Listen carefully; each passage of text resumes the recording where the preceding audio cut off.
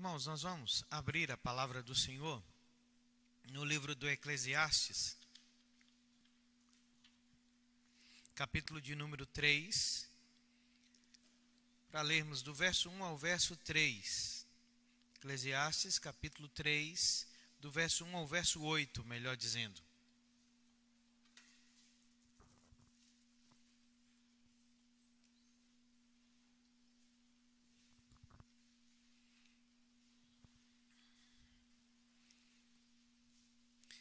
Eclesiastes, capítulo 3, do verso 1 até o verso de número 8.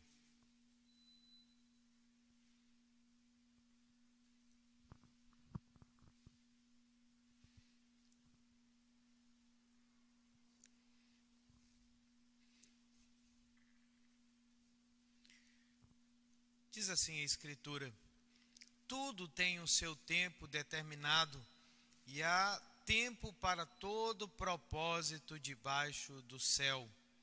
Há tempo de nascer e tempo de morrer, tempo de plantar e tempo de arrancar o que se plantou, tempo de matar e tempo de curar, tempo de derribar e tempo de edificar, tempo de chorar e tempo de rir, tempo de prantear e tempo de saltar de alegria, tempo de espalhar pedras e tempo de ajuntar pedras, tempo de abraçar e tempo de afastar-se de abraçar, tempo de buscar e tempo de perder, tempo de guardar e tempo de deitar fora, tempo de rasgar e tempo de coser, tempo de estar calado e tempo de falar, tempo de amar e tempo de aborrecer, tempo de guerra e tempo de paz.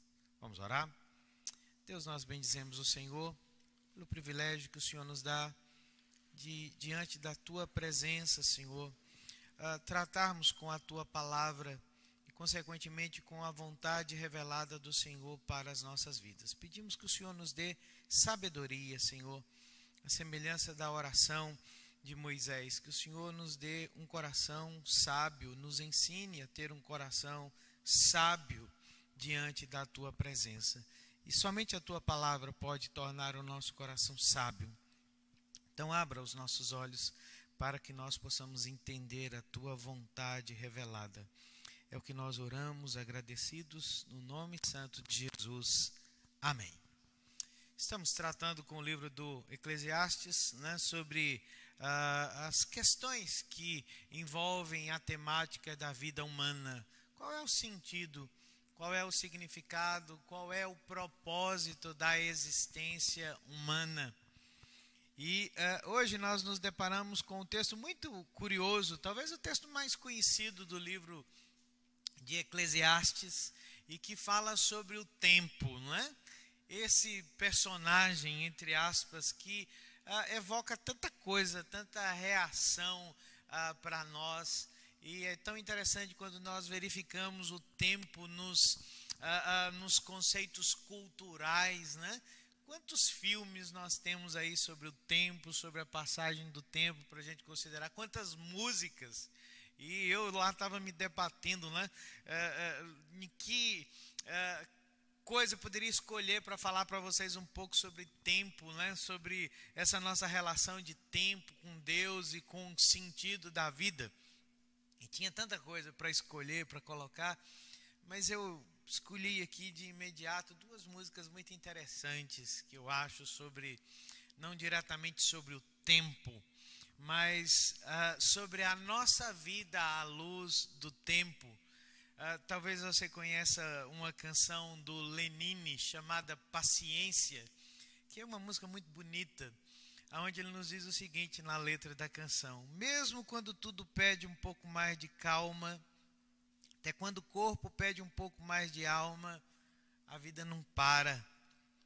Enquanto o tempo acelera e pede pressa, eu me recuso, faço hora, vou na valsa, a vida é tão rara. Enquanto todo mundo espera a cura do mal e a loucura finge que isso tudo é normal, eu finjo ter paciência. O mundo vai girando cada vez mais veloz. A gente espera do mundo e o mundo espera de nós um pouco mais de paciência. Será que é tempo que lhe falta para perceber? Será que temos esse tempo para perder? E quem quer saber? A vida é tão rara, tão rara. Mesmo quando tudo pede um pouco mais de calma, mesmo quando o corpo pede mais, um pouco mais de alma, eu sei, a vida não para, a vida não para. Será que é tempo que lhe falta para perceber? Será que nós temos esse tempo para perder? E quem quer saber? A vida é tão rara, tão rara. Interessante, né? Pensar na paciência que a vida precisa ter enquanto tudo acontece ao nosso redor. Perceber que a vida não para e que a vida é tão rara ao mesmo tempo. Tem outra música que eu escolhi aqui para falar um pouquinho para vocês também sobre essa ação do tempo na vida. Uma música mais recente, uma música muito interessante chamada Trem Bala, onde a autora, diz o seguinte: não é sobre ter todas as pessoas do mundo para si, é sobre saber que em algum lugar alguém zela por ti. É sobre cantar e poder escutar mais do que a própria voz. É sobre dançar na chuva de vida que cai sobre nós. É saber se sentir infinito num universo tão vasto e bonito. É saber sonhar. E então fazer valer a pena cada verso daquele poema sobre acreditar. Não é sobre chegar no topo do mundo, saber que venceu.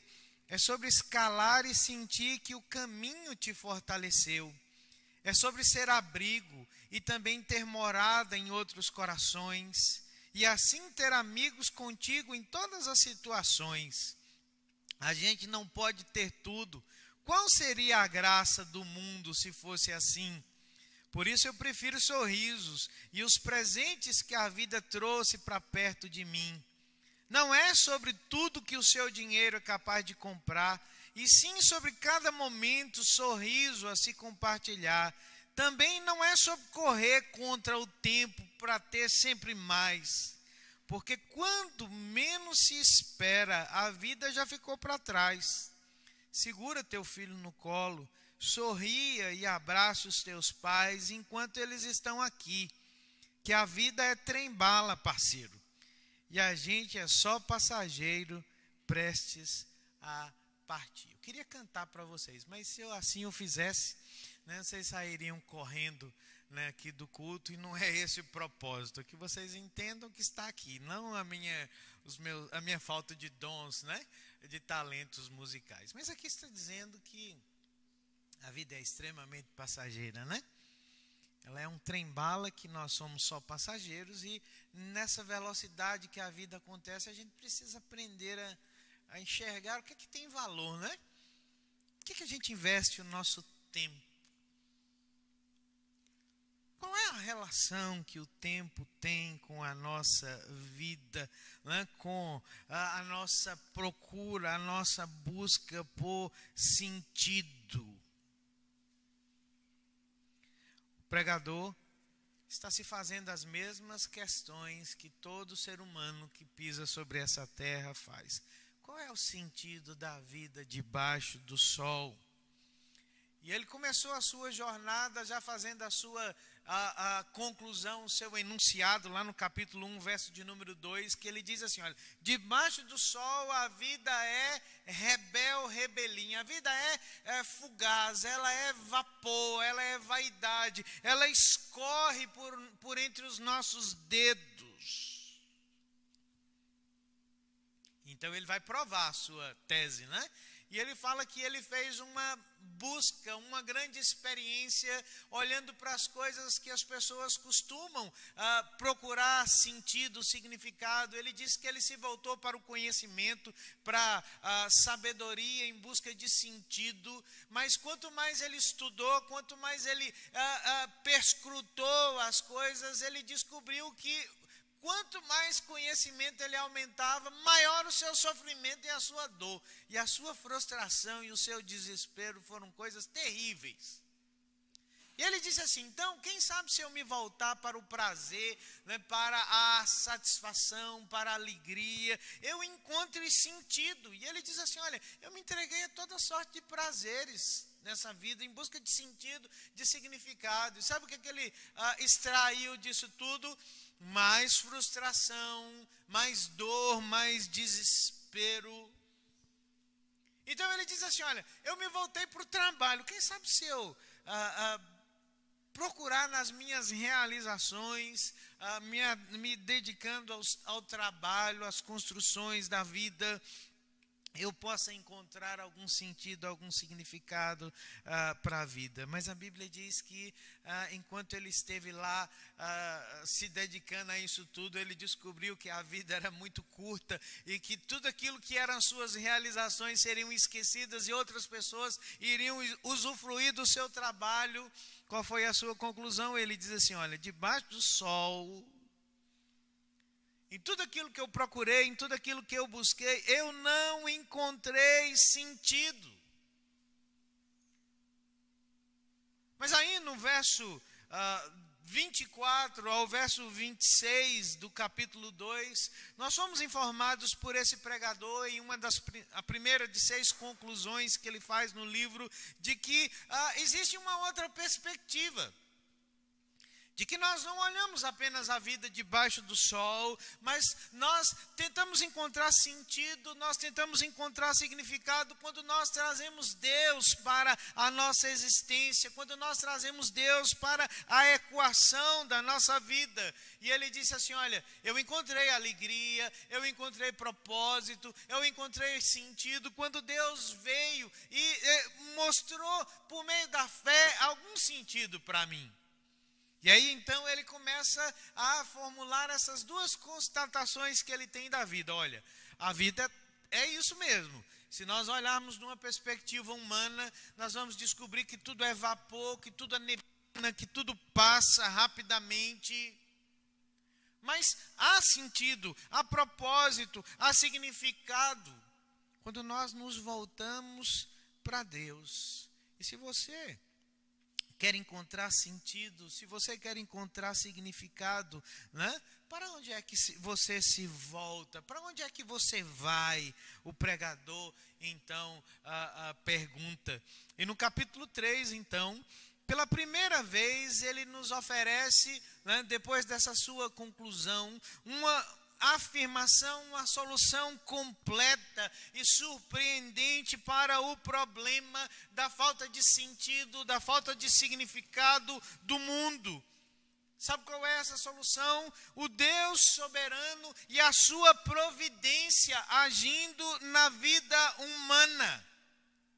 Esse pregador está nos dizendo, irmãos, que esse Deus que ele chama para a sua vida é um Deus que não é um Deus comum e qualquer, mas é um Deus que age de forma soberana, de forma providencial, como para trazer solução para os problemas de falta de sentido do mundo.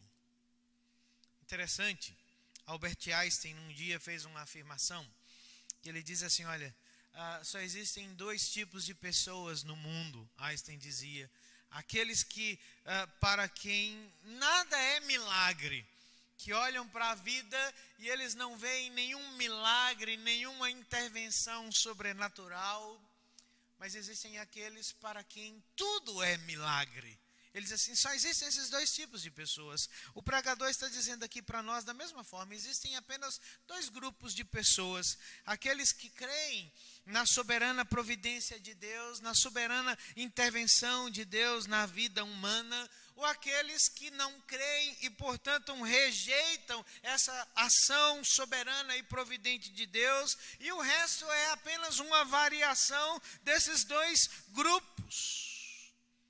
Ele está dizendo a nós que a única solução para a falta de sentido na vida é crer que existe um Deus soberano, um Deus de providências que age no mundo, que age na vida humana no mundo. e que fora dessa perspectiva não há esperança, nem tampouco significado para a nossa existência.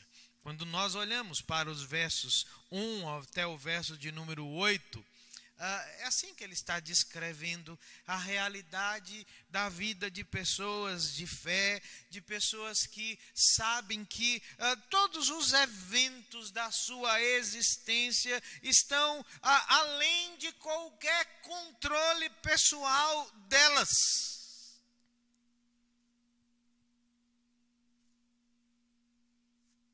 Todo e qualquer evento. Os grandes eventos, os pequenos eventos que marcam a existência humana, tudo, absolutamente tudo, o pregador diz que está fora do nosso controle. Se você olhar aí, no capítulo de número 1 do texto de Eclesiastes, ele já havia dito isso. No verso 3 até o verso de número 11, quando ele fez um poema sobre isso, ele disse assim, olha, que proveito tem um homem de todo o seu trabalho, com que ele se afadiga debaixo do sol? Ele diz assim, olha, geração vem, geração vai, mas a terra permanece para sempre.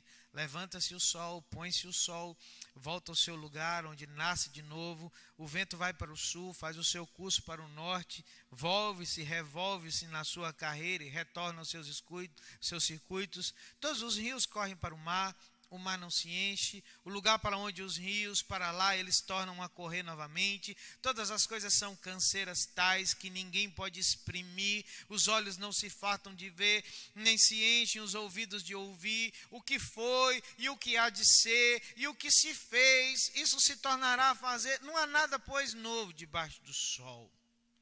Alguma coisa de novo que se possa dizer, ver, isso é novo? Não.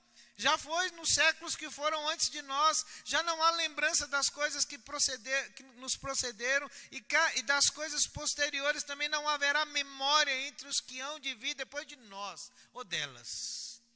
Ele pensou sobre essa falta de controle que marca os eventos da vida humana, mas naquele primeiro momento ele viu tudo isso acontecendo sob que perspectiva?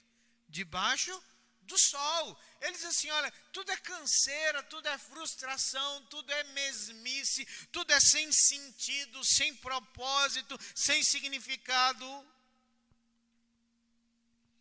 Mas agora, se vocês prestaram atenção na leitura do texto, do capítulo 3, a partir do verso 1, ele não recorre mais a expressão debaixo do sol, mas ele diz que a perspectiva pela qual as coisas fazem sentido e significado para a nossa existência acontece como? Debaixo do céu. São as mesmas coisas, vistas agora de uma perspectiva completamente diferente. O que é que mudou? Mudou o olhar, né? Como esse homem olha para as coisas. Há uma grande diferença, né, que o pregador então aplica e aprecia a partir do capítulo 3, porque aquilo que traz irritação, aquilo que traz frustração, aquilo que traz cansaço ao incrédulo, para aqueles que estão debaixo da fé, trazem sentido, trazem significado, trazem propósito. Porque são coisas vistas sob a soberania de Deus e sobre a providência desse Deus que governa todas as coisas. Os eventos são diferentes, são os mesmos, né? Mas a sensação é completamente diferente aqui na palavra do pregador.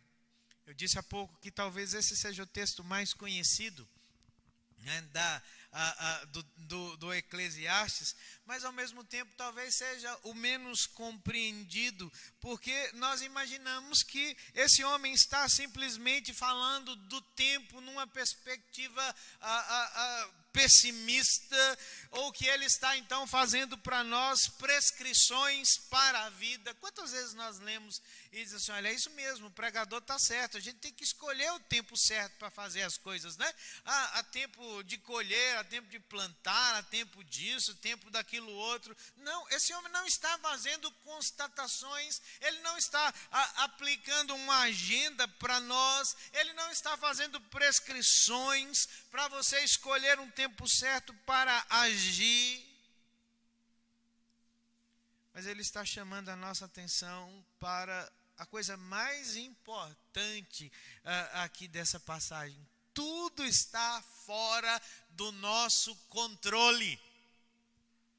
Mas isso não é para o nosso desespero, porque ele diz que existe algo que rege, ou alguém que rege tudo isso. Sabe quem é? Um Deus que é ao mesmo tempo um Deus de soberania e um Deus de providência. É por isso que o tempo, ainda que ele seja aqui citado quase 30 vezes nesse pequeno poema, ele não é o centro das coisas, porque ele não é um senhor, mas ele é um servo de um Deus soberano e de um Deus de providência, no sentido a trazer sentido, propósito e significado para a vida humana debaixo do céu.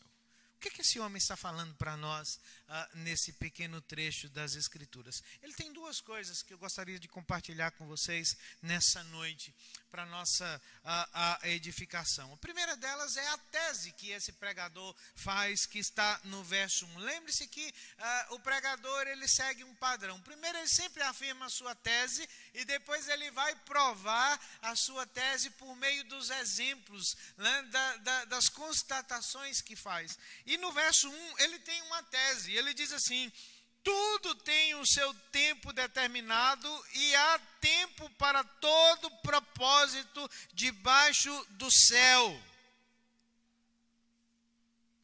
A tese desse homem é que existe uma provisão soberana, existe uma supervisão providencial em todas as coisas que parte do Deus eterno, do Deus todo-poderoso. É por isso que tempo para ele não é simplesmente uma extensão de tempo, mas tempo, segundo a informação, segundo o termo que ele usa, é ocasião, é época, não no sentido abstrato, mas alguma coisa que é estabelecida, alguma coisa que é determinada e que tem propósito para a nossa existência. E a palavra propósito aqui, ela está ligada ao final do capítulo 2, né? Quando nós lemos lá que o pregador diz assim: olha, nós podemos experimentar alegria, nós podemos experimentar proveito do nosso trabalho. Esse é o propósito da nossa interação com a vida. Salomão está dizendo aqui que a sua afirmação principal é que tempo para esse Deus de providência, para esse Deus soberano, não é algo abstrato, não é o fluir das horas, dos dias, dos meses e dos anos, mas que é alguma coisa que tem propósito. E sabe qual é o propósito? Alegria, deleite, prazer do povo do Senhor em se submeter à soberania desse Deus todo-poderoso. É por isso que esse homem não está olhando para o tempo aqui, ou para esses eventos de forma pessimista, de forma desesperada, a constatar a tirania do tempo. Percebam como as pessoas olham para o tempo aí fora de forma tirânica, não é? Há uma imagem que eu acho muito interessante, não sei quantos conhecem, mas vão se lembrar, quem conhece, naquela famosa obra lá do Peter Pan, né? Vocês lembram como é que o autor, o J. Barrie, né, o escocês, representou o tempo na história de Peter Pan? Quem lembra? Vocês lembram, meninos? O tempo era o quê? Era um crocodilo que engolia um relógio, né? E onde se via esse crocodilo, estava lá sempre o tic-tac, por isso que ele é chamado do crocodilo tic-tac, né? E esse crocodilo, ele é algo interessante nessa história, porque ele devorou a mão do Capitão Gancho, de onde ele teve lá que colocar o seu gancho, E ele persegue não só o gancho, ele persegue todo mundo, principalmente o Peter Pan, que tem um problema com o tempo, porque ele se recusa a crescer na terra do nunca. Ninguém cresce, né? Ou pelo menos se recusam a crescer.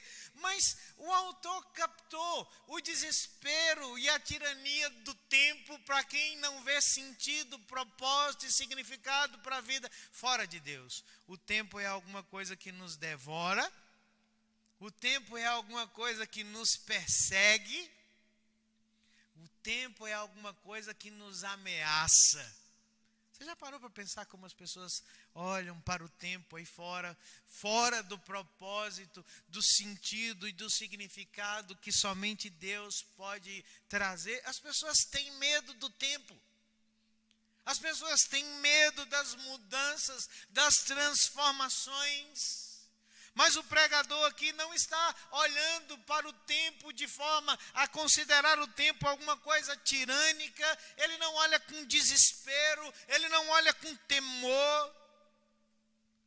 Mas ele olha para o tempo com deleite. Ainda que olhe para tudo aquilo que envolve a passagem de tempo na sua vida, mas ele recorre a essa afirmação basilar da sua fé. Ele diz assim: existe um tempo determinado por Deus, existe uma ocasião própria determinada por Deus debaixo do céu. Ele diz assim: tudo está fora do nosso controle, mas tudo está sob o controle de Deus, tudo está debaixo da mão providencial de Deus. E é para esse Deus que nós nos voltamos em busca de sentido e significado, né, na nossa trajetória humana. E claro que da nossa perspectiva aqui de tradução a gente não percebe isso, mas quando nós vamos considerando por que esse homem emparelhou essas coisas que para muitos não fazem sentido, na língua hebraica ele usou ritmo, ele usou rima, né? Ele colocou as palavras, os verbos rimando umas coisas com as outras, ainda que para nós não faça sentido, mas aquilo ali para ele é música. Sabe como é que nós entendemos isso? É como se o pregador estivesse dizendo para nós o seguinte: olha, nessa vida, meu irmão e minha irmã, a gente não escolhe a música, a gente dança conforme a música, né? A gente segue o ritmo que foi estabelecido para nós. Nós vivemos em um mundo que não foi criado por nós, um mundo que não foi organizado por nós.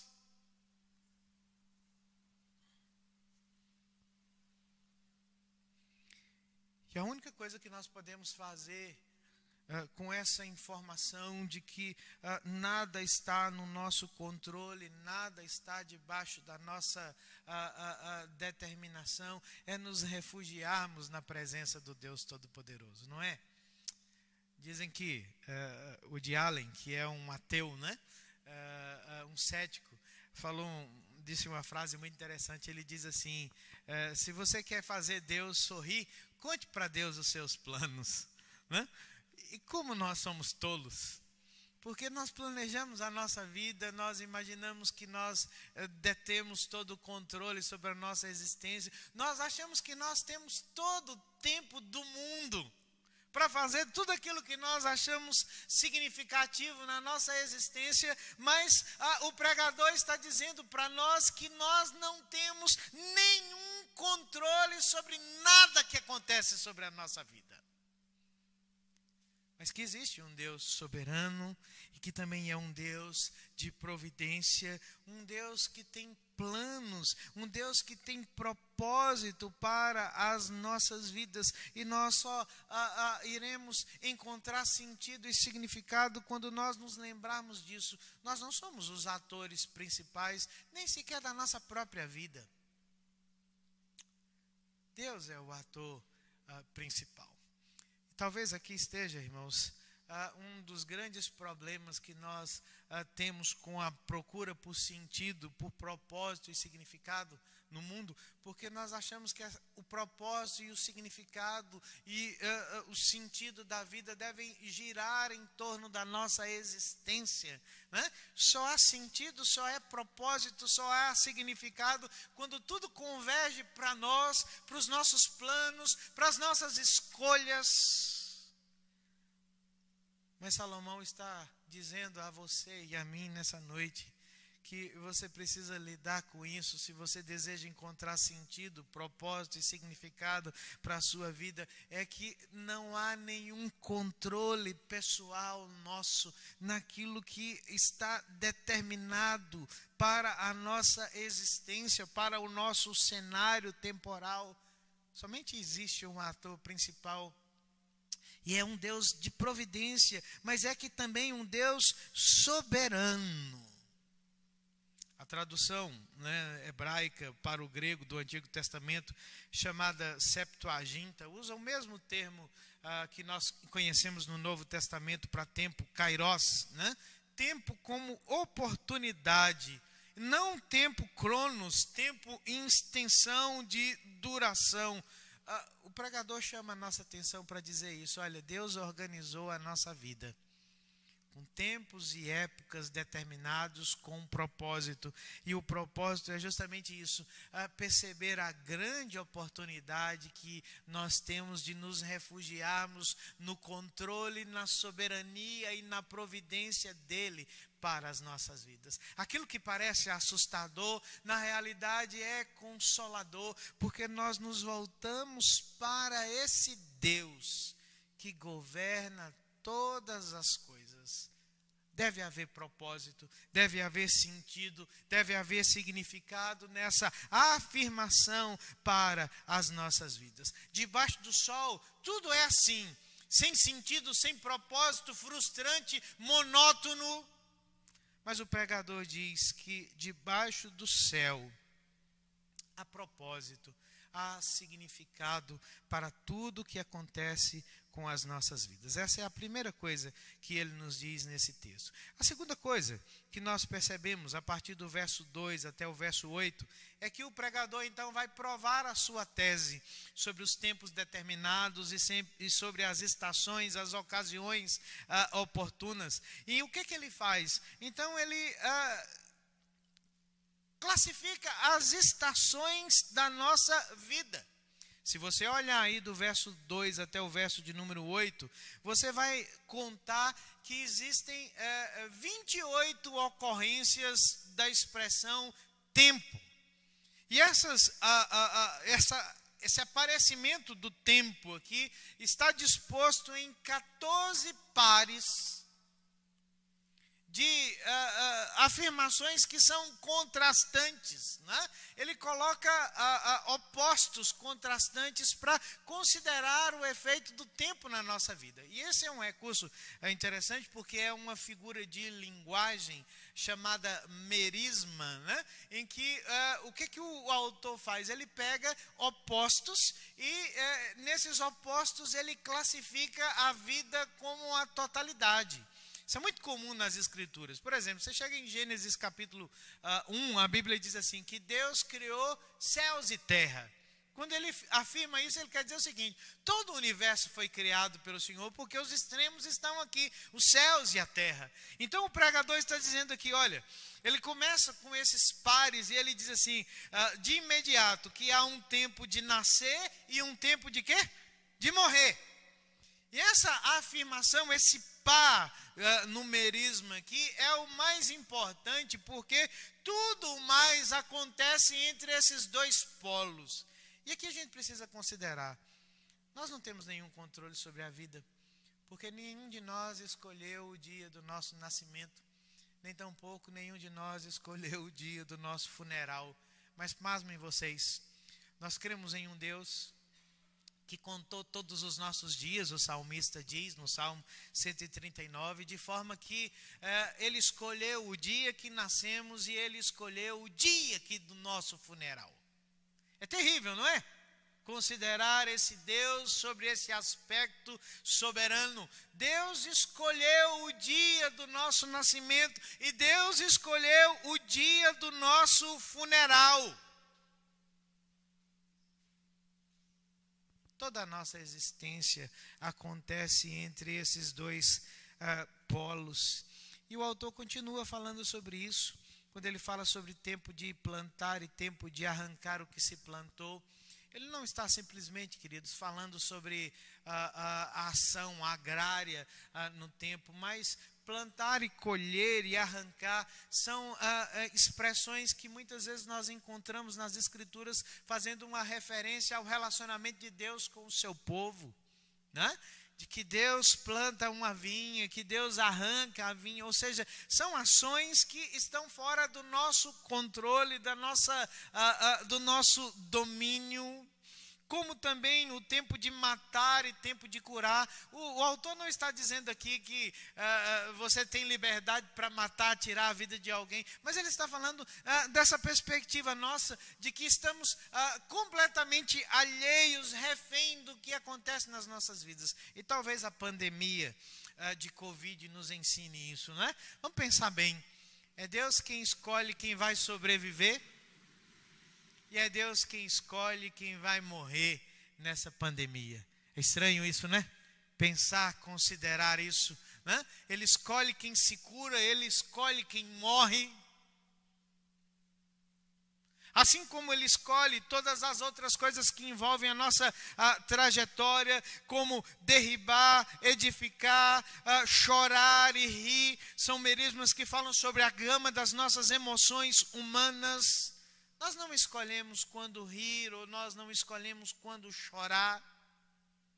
Esse homem está colocando aqui para nós, nesses pares, 14 pares, que é justamente 2 vezes o número 7, que é o número da plenitude e da perfeição nas Escrituras, para chamar a nossa atenção para isso. Tudo que abarca a existência da experiência humana, desde o seu nascimento até a morte, tudo que existe na nossa jornada foi marcado por Deus, foi estabelecido por Deus. Deus não consulta a você e a mim. Deus não pede a nossa opinião. E o pregador diz que isso deve produzir em nós 2 coisas. Deve produzir em nós humildade. Como é que nós consideramos essa soberania de Deus, essa providência de Deus? Nós olhamos para tudo que acontece com as nossas vidas de forma humilde, irmãos. Não é sobre nós. Nós não estamos no controle de absolutamente nada. Quantas vezes nós olhamos para a vida de forma tão impaciente? Falei aqui há pouco para vocês da música, né? Que a vida pede um pouco mais de paciência para nós, e às vezes nós somos tão impacientes, nós somos tão reclamões, tão murmuradores quando as coisas não acontecem do nosso jeito, da nossa forma, dos nossos planos, dos nossos jeitos. O pregador está dizendo para nós que nessa vida nós precisamos olhar para a soberania e a providência de Deus da única forma que é possível que nós olhemos, de forma humilde. É Deus quem tem o controle de todas as coisas. É Deus quem determina todas as coisas. Não tem a ver conosco, com as nossas escolhas, com as nossas ações, né? Mas tem a ver com o plano e o propósito soberano de Deus nas nossas vidas. Além de humildade, isso deveria produzir no nosso coração consolo. Porque se tudo tem um tempo determinado, se tudo tem um propósito debaixo do sol, de céu, melhor dizendo, se fosse possível, nós eliminaríamos metade dessas descrições aqui do poema, do verso 2 ao verso 8. Não eliminaríamos? Nós diríamos o seguinte: olha, bom mesmo é o tempo de plantar, bom é o tempo de sorrir, bom é o tempo de amar, bom é o tempo de abraçar, bom é o tempo de nascer. Mas a Bíblia diz que nós encontramos consolo em saber que Deus é o Deus que determina todas as coisas com propósito, e há um bom propósito, inclusive naquilo que nós não entendemos, naquilo que nós não compreendemos, mas naquilo que é a ação de Deus para as nossas vidas. Há um propósito na morte, há um propósito na dor, há um propósito no derribar as coisas, no tempo de jogar fora as coisas. Nem sempre nós compreendemos isso, mas nós precisamos compreender e descansar no consolo e conforto que as Escrituras dizem que Deus traz para aqueles que entendem que o sentido está na presença de um Deus todo-poderoso que rege e domina nas nossas vidas. Nada está fora de controle, ainda que algumas vezes possa parecer para nós que está fora de controle. O salmista diz no Salmo 46, verso 10: aquietai-vos e sabei que eu sou Deus.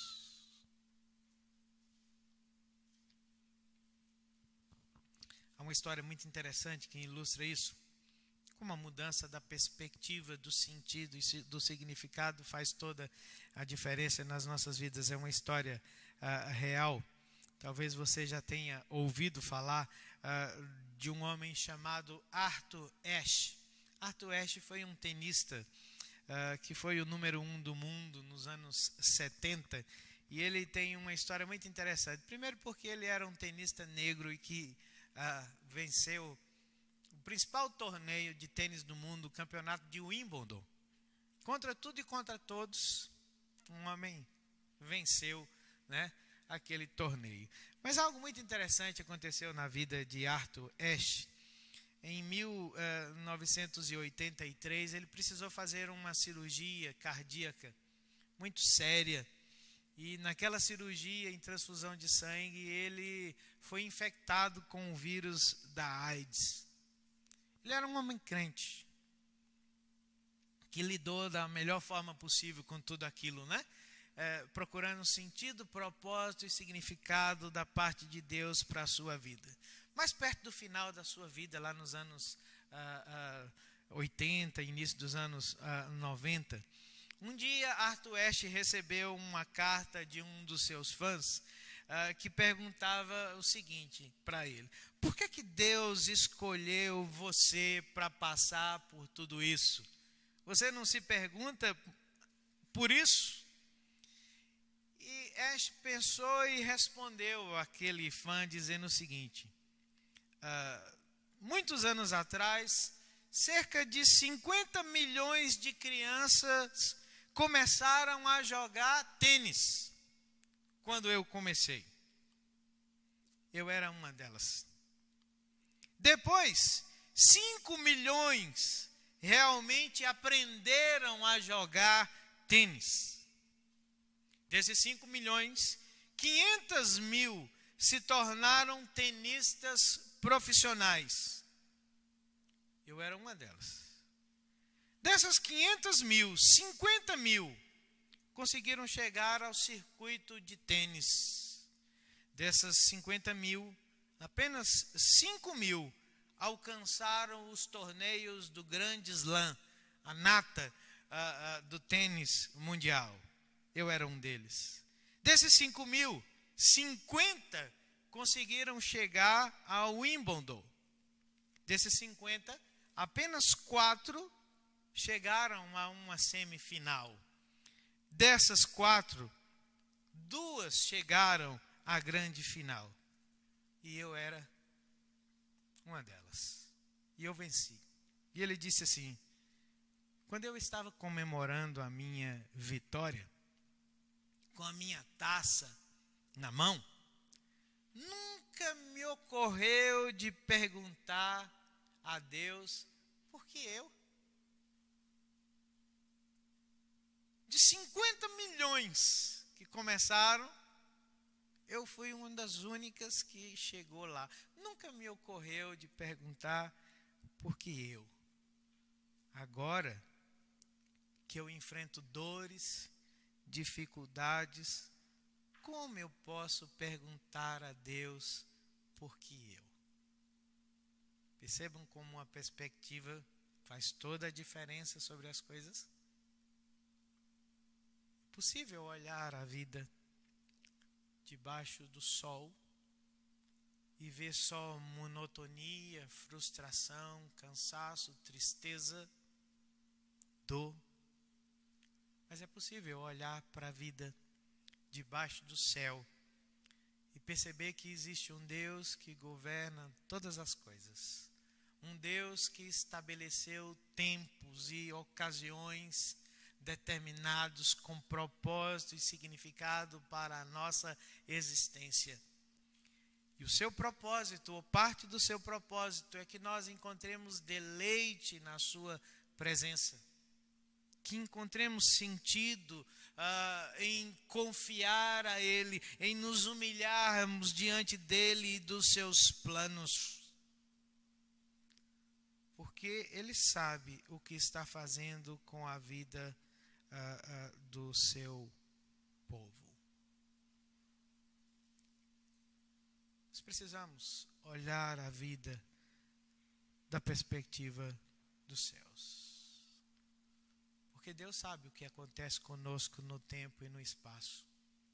A Bíblia diz em Gálatas capítulo 4, verso 4, Paulo diz que na plenitude do tempo, Deus enviou seu Filho nascido de mulher.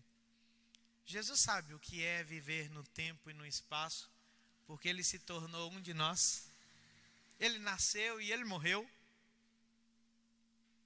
Ele chorou e Ele sorriu. Ele experimentou todas as coisas que envolvem a gama da existência humana. E sabe por que Ele fez isso? Para nos tirar do tempo.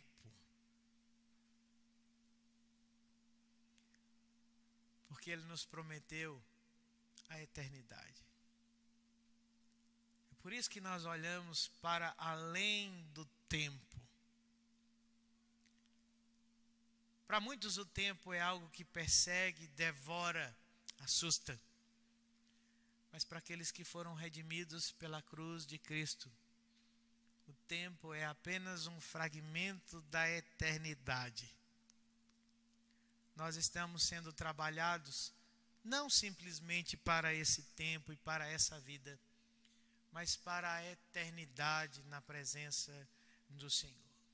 E quando nós olhamos a nossa existência dessa perspectiva debaixo do céu, faz toda a diferença. Porque há sentido, há propósito, há significado. Deus não está dizendo para nós que Ele promete que vai explicar para nós todas as coisas, nos tempos, nas ocasiões que nós vivemos e experimentamos.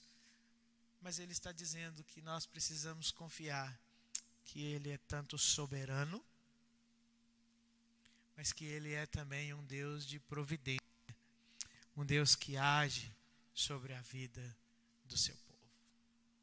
Por isso fica a questão para nós nessa noite. Sob que perspectiva nós olharemos para a vida e para o tempo da nossa vida em sentido e significado? Você vai olhar debaixo do sol ou você vai olhar debaixo do céu? Vamos ficar de pé?